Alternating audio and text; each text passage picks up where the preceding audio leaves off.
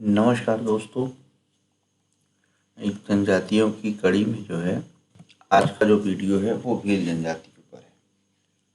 तो इसमें जो है हम देखेंगे भील जनजाति के बारे में कि भील जनजाति का निवास क्षेत्र मध्य प्रदेश में कहाँ पर है, उनका त्यौहार, रहन सहन, खान पान, उनकी आर्थिक, सांस्कृतिक, सामाजिक विशेषताएं, इन सभी पर जो है हम एक एक करके नज़र डालेंगे। चलिए आइए शुरू करते हैं। तो सबसे पहले जो है भील जनजाति जो है निम्न बिंदुओं के आधार पर वर्णन करना है हमें। ठीक है, ये जो वीडियो है ये MPPSC प्री, मेंस और व्यापम के द्वारा जो भी एग्ज़ाम लिए जाते हैं उन सभी के लिए है। अब क्योंकि हम इन बिंदुओं के आधार पर हम भील जनजाति का जो है वर्णन कर रहे हैं, तो इसके आधार पर एक एक क्वेश्चन को जो है इसमें लिया गया है। तो चलिए सबसे पहले बात करते हैं भील जनजाति की। तो भील जनजाति में सबसे पहला पॉइंट है वो है भौगोलिक वितरण या निवास स्थान। भौगोलिक वितरण यानी क्या होता है कि मतलब निवास मतलब कि ये कहाँ पाई जाती है, मुख्यतः ये कहाँ पाई जाती है। इसके बाद जो है हम दूसरी जो पॉइंट हम देखेंगे तो उनका शारीरिक रूप, शारीरिक बनावट, मतलब वो दिखते कैसे। इसके बाद उनकी वेशभूषा, पहनावा, रहन सहन, आर्थिक विशेषताएं, विवाह पद्धति, विशिष्ट त्यौहार, प्रमुख नृत्य, सांस्कृतिक विशेषताएं, उत्पत्ति और ये उपजातियां, ये 11 बिंदुओं के आधार पर जो है हम भील जनजाति का विश्लेषण करेंगे। तो सबसे पहला पॉइंट जो है वो भौगोलिक वितरण का है। हम देखते हैं कि मध्य प्रदेश के पश्चिमी क्षेत्र में मतलब जो ये क्षेत्र है, जैसे मैं आपको बता रहा हूँ मैप के माध्यम से, ये जो क्षेत्र है ये वाला क्षेत्र, इस क्षेत्रों में जो है इस वाले क्षेत्र में जो है भील जनजाति पाई जाती है। यानी धार, झाबुआ, ये वाली राजपुर भी हो गया, ये झाबुआ सलग हुआ है, बड़वानी, खरगोन, यहाँ क्या है, यहाँ पर भील जनजाति का मतलब निवास है। भील जनजाति मध्य प्रदेश में तो सभी जगह पाई जाती है, लेकिन मुख्य तौर पर इनका निवास इन्हीं क्षेत्रों में है। ठीक है, इसके बाद दूसरा पॉइंट है शारीरिक विशेषताएं, यानी ये दिखते कैसे हैं। तो ये जो भील होते हैं बेसिकली ये भूरे रंग के होते हैं और मध्यम काठी के होते हैं। मध्यम काठी का मतलब होता है बहुत लंबे या बहुत छोटे ये नहीं होते हैं। ठीक है, इनका जो और इनकी जो आंखें बड़ी होती हैं और माथा ये चौड़ा होता है, घुंघराले बाल होते हैं और देखने में ये सुंदर से प्रतीत होते हैं। कैसे प्रतीत होते हैं? सुंदर से, यानी भूरे रंग के मध्यम काठी का शरीर, बड़ी आंखें, माथा चौड़ा, ठीक, और घुंघराले बाल होते हैं, देखने में ये सुंदर होते हैं। इसकी बात देखते हैं ये पहनावा पहनते क्या है। तो भील जनजाति जो है बेसिकली जो पुरुष होते हैं धोती और बंडी पहनते हैं और सिर पर साफा बांधते हैं। यहाँ एक शब्द आया है बंडी। ये बंडी क्या होती है? बेसिकली बंडी जो है ये जो जो पुरुष जो है बनियान पहनते हैं, बनियान में क्या होता है, उसी में ये फुल बनियान होती है और उसी के अंदर पॉकेट होती है।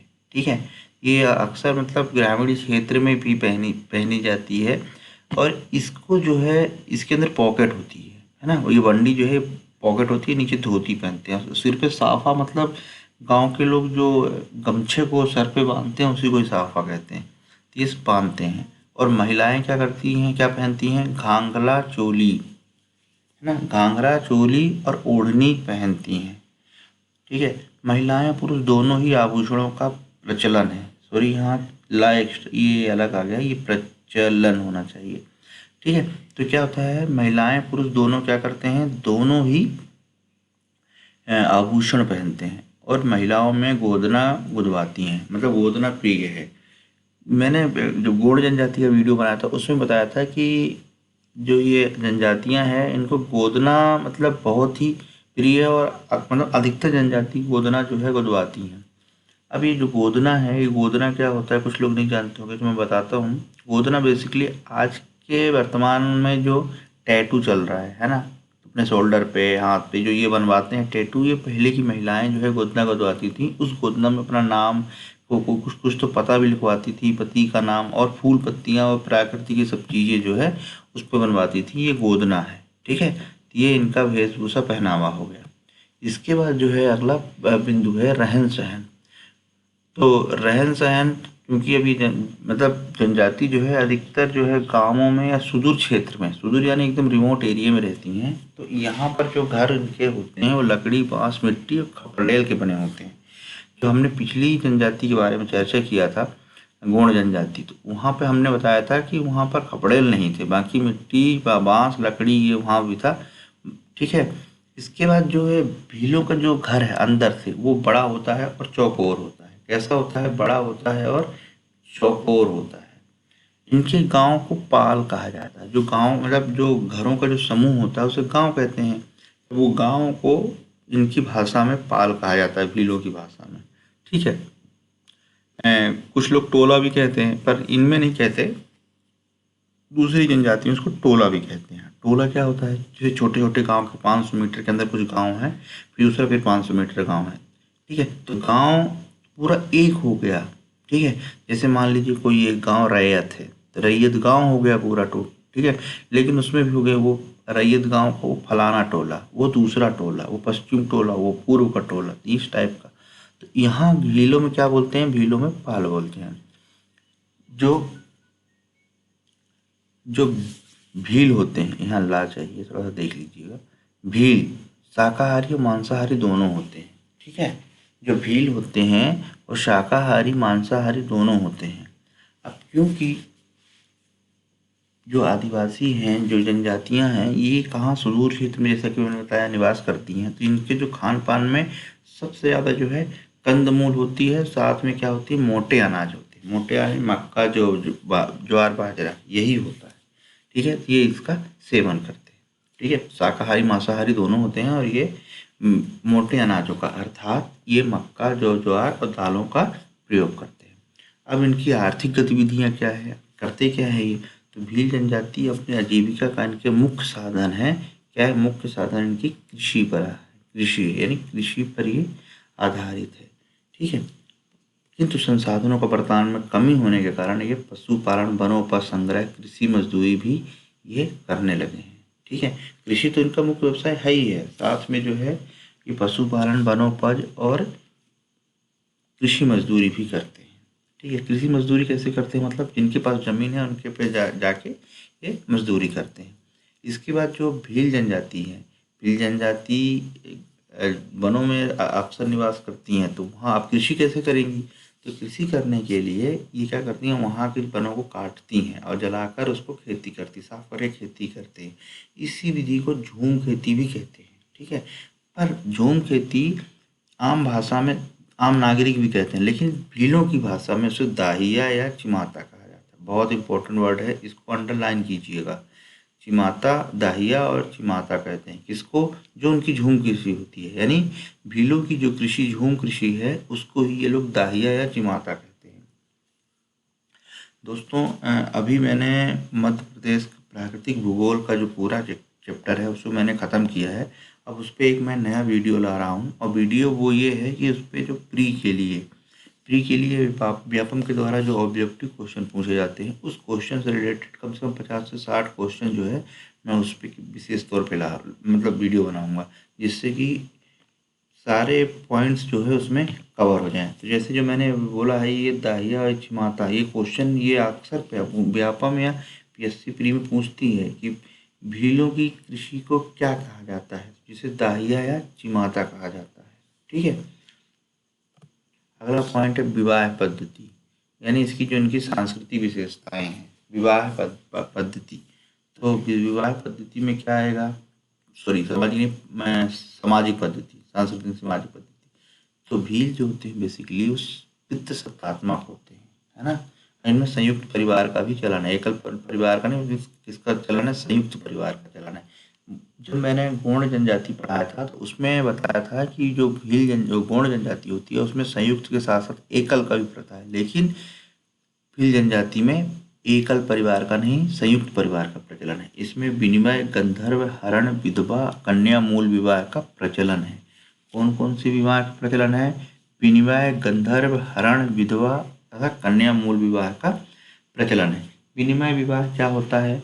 विनिमय विवाह क्या होता है? तो विनिमय विवाह क्या होता है कि इसमें जो है, जो लड़का लड़की पक्ष होते हैं, जिसमें लड़की का जो कन्या का इसमें मूल नहीं चुकाना पड़ता, यानी इसमें कुछ पैसे नहीं देने पड़ते हैं, ये विनिमय विवाह हो गया। इसके बाद दूसरा विवाह है गंधर्व विवाह। तो गंधर्व विवाह क्या होता है? गंधर्व विवाह बेसिकली आज के ज़माने का प्रेम विवाह है, लव मैरिज है। यानी प्राचीन में क्या हुआ करता था कि लड़का मतलब कन्या लड़का लड़की दोनों जो है प्रेम विवाह करते थे और किसी तृतीय घर, क्षेत्रीय घर से लकड़ी लाकर हवन करते थे और उसे 3 फेरे लेते थे। ये गंधर्व विवाह हुआ करता था। यानी इसमें जो है लड़का लड़की राजी होते थे और किसी क्षत्रिय घर से लकड़ी लाकर दोनों क्या करते थे, जल मतलब आग लेके आते थे। ठीक है, बेसिकली कहने का मतलब ये कि क्षेत्रीय घर से लाई हुई अग्नि का हवन करते थे और 3 फेरे लेते थे, वो गंधर्व विवाह कहलाता था। इसके बाद क्या है? इसके बाद हरण विवाह है। हरण विवाह यानी अपहरण करके किया गया विवाह हरण विवाह कहलाता है। विधवा विवाह, जिसका पति खत्म हो जाता है या मर जाता है या शांत हो जाता है तो उस औरत से शादी कर लेना ही विधवा विवाह कहलाता है। कन्या मूल विवाह क्या होता है? इसमें कन्या का मूल चुकाना पड़ता है। ठीक है, ये कन्या मूल विवाह हुआ। इसके अलावा भीलों में मुख्य रूप से परीक्षा विवाह या गोल गधेड़ो तथा भगोरिया विवाह भी मनाया जाता है। अभी परीक्षा विवाह या गोल गधेड़ो क्या होता है? तो बेसिकली जो गोल गधेड़ो होता है, गोल गधेड़ो में युवक युवतियां है ना नृत्य करते हैं, एक गोला बना के नृत्य करती हैं, उस गोलों में नारियल और गुड़ जो है रखती हैं, है ना। इसे परीक्षा विवाह भी किया जाता है। परीक्षा विवाह क्यों किया जाता है? क्योंकि उसको पाने के लिए जो है आपस में कंपटीशन होता है।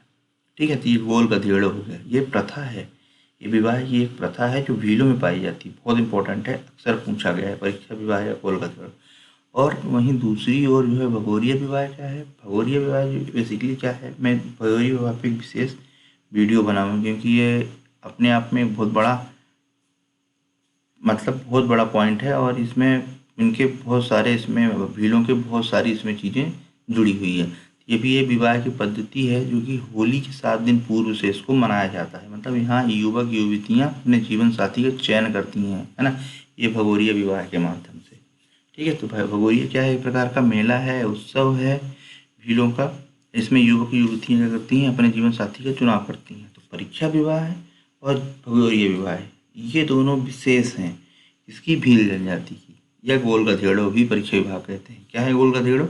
इसमें क्या होता है, गोला बना के भील युवक युवतियाँ गोला बनाकर और बीच में नारियल और गुड़ रखती हैं और उसमें क्या है, नृत्य करती हैं। ठीक है, ये है विवाह पद्धति। इसके बाद दोस्तों जनजातियों की अपनी एक विशिष्ट पद्धति है, एक पहचान है। ठीक है, इनके एक अपनी एक परंपरा है। तो ये इस कंप्लीट होने के बाद, पूरे चैप्टर कंप्लीट होने के बाद मैं बताऊंगा कि आखिर जो जनजातियाँ हैं उनकी विशेषताएं क्या होती हैं या उन विशेषताएं क्या होती हैं।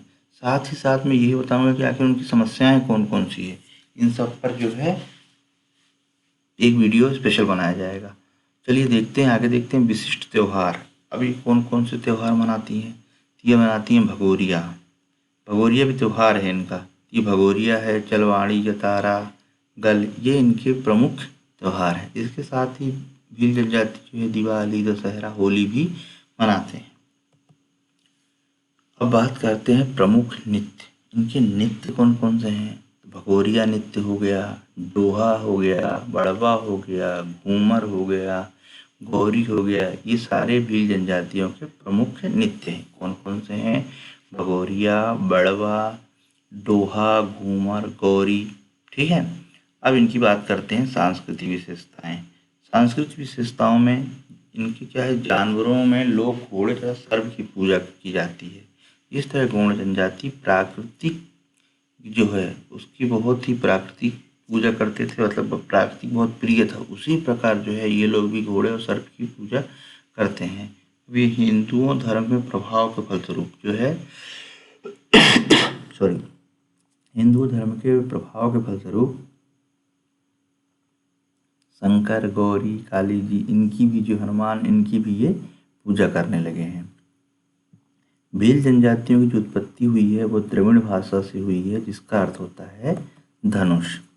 अब भील जनजातियों की कुछ उपजातियां भी हैं, जैसे बिलाला, बरेला, बेगास, पटलिया, ये इनकी जनजातियां हैं, सॉरी उपजातियां हैं इनकी।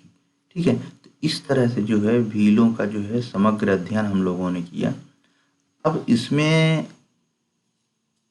कैसे प्रश्न पूछा जाता है, अब थोड़ा सा हम इस पर चर्चा कर लेते हैं। तो जो मैंने ये 11 पॉइंट्स इसमें बनाए हैं, तो 11 के 11 पॉइंट तो कभी नहीं पूछता है, किंतु इसमें पूछा कैसे जाता है, 2020 पीएससी में जो है थोड़ा सा इसमें बदलाव भी किया गया है, यानी 50 शब्दों में और 200 शब्दों में, मैक्सिमम 200 शब्दों में, 50 शब्दों में एक लाइन या 10 शब्दों में, इतने उन्होंने सीमा बनाई है। तो अगर 200 शब्दों में पूछा जाएगा कि भील जनजाति का वर्णन कीजिए, तो आपको ये 11 पॉइंट्स लिखने पड़ेंगे 200 शब्दों में। 200 शब्दों में, फिर बता रहा हूँ, 200 शब्दों में आपको ये वर्णन करेंगे। इसके बाद यदि 50 शब्दों में बोला, 50 शब्दों में आपको वहाँ क्या क्या लिखना है भौगोलिक वो कहाँ रहते हैं, ठीक है, उनकी आर्थिक विशेषताएं क्या है, उनकी त्योहार क्या है, नृत्य क्या है, सांस्कृतिक विशेषताएं क्या है, ये उन पे लिखना है। लेकिन यदि इन्होंने दिया कि भील जनजातियों को निम्न बिंदुओं के आधार पर वर्णन करना है, यानी उन्होंने वर्णन बिंदु दे दिए हैं, बिंदु तो उठा के इन्हीं में से देंगे, क्योंकि उनके किसी भी जनजाति के बारे में समग्र बिंदु यहाँ पर हमने इसमें शामिल किए हैं। तो पूछेंगे भौगोलिक वितरण या आर्थिक विशेषताएं या सांस्कृतिक विशेषताएं या सामाजिक विशेषताएं। तो यहाँ सामाजिक विशेषताएं में मैंने बताया था क्या लिखेंगे, विवाह, त्योहार, उनके नृत्य और शारीरिक बनावट। ठीक है, तो इस तरह से जो है भील जनजाति के पूरे पॉइंट्स क्लियर हो गए। अब चलिए, ये तो हो गया पीएससी के बारे में। अब मैं अगर व्यापम में और या प्री एग्ज़ाम में या मतलब जैसे किसी और एग्ज़ाम में अगर क्वेश्चन पूछा गया, तो हम इसे कैसे, इसमें क्या करेंगे, सबसे पहले इसको जो है एक बार अच्छी तरह से रिवीजन कीजिए। तो इससे एक आइडिया लगता है कि कौन सी चीज़ें कहाँ हैं, मतलब इनका भौगोलिक वितरण क्या है, दिखते कैसे हैं, और इनके पहनावा वेशभूषा क्या होता है। इन्हीं में से प्री बनते हैं, प्री के एग्ज़ाम इसी में से बनते हैं। जैसे अब ये हो गया, भीलों के गाँव को क्या कहते हैं, पाल कहते हैं, तो ये प्री का क्वेश्चन हो गया। ठीक है, इसके बाद जो उनकी कृषि को क्या कहता कहा जाता है, दाहिया चिम्मता कहा जाता है। ठीक है, इसके बाद ये परीक्षा विवाह या गोल गधेड़े विवाह किसमें प्रचलित है, भगोरिया विवाह किसमें प्रचलित है, या ये संयुक्त ये पितृ सत्तात्मक है या मातृ सत्तात्मक है, बताइए। निम्नलिखित में से भील जनजाति है पितृ सत्तात्मक, मातृ सत्तात्मक, इनमें से कोई नहीं या दोनों, तो भील पितृ सत्तात्मक है। इन्हीं में से जो है प्री के क्वेश्चन बनते हैं। ठीक है, तो इस तरह से जो है ये भील जनजाति का पूरा समाप्त हुआ। दोस्तों, मैं एक वीडियो जो है एक मध्य प्रदेश के मैप पे भी बनाऊंगा, मैप में जो है कौन से जिले कहाँ हैं, किस राज्य के साथ सीमा साझा करते हैं, क्योंकि अक्सर ये प्री में पूछा जाता है, या व्यापम अक्सर ही क्वेश्चन एक आध पूछ लेता है कि इस, जैसे यहाँ पे ये है मुरैना। मुरैना क्या है कि राजस्थान में भी टच होता है और कहाँ टच होता है, एमपी में भी टच होता है ना। तो पूछा जाता है कि बताइए कि कौन से जिले हैं जो दोनों राज्यों में टच होते हैं या सीमा साझा करते हैं। तो इस टाइप की चीज़ें भी आ जाती हैं, इस पे जो है हम एक वीडियो के माध्यम से समझेंगे। चलिए, देखते रहिए, पढ़ते रहिए, और हाँ, सबसे महत्वपूर्ण बात ये कि इसको जो है आप अपनी भाषा में नोट्स बनाइए। अपनी भाषा में अगर नोट्स बनाएंगे तो आपको बहुत आसानी से पढ़ने में जल्दी होगी। ठीक है, ओके, नमस्कार।